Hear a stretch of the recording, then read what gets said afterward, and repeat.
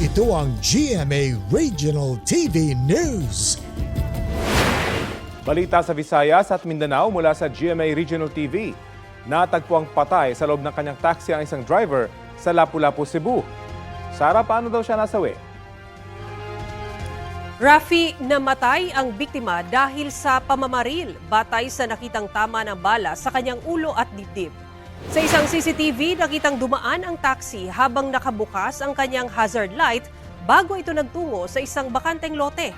Hindi raw agad napansin na isang nagtitinda malapit sa lugar na wala ng buhay ang driver hanggang sa lapitan nila ang taxi at nakitang basag ang salamin nito.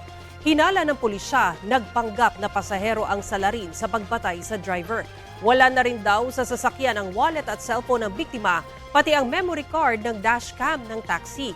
Ayon sa mga taong nasa lugar, may nakita silang lalaking tumakbo palayo mula sa taxi.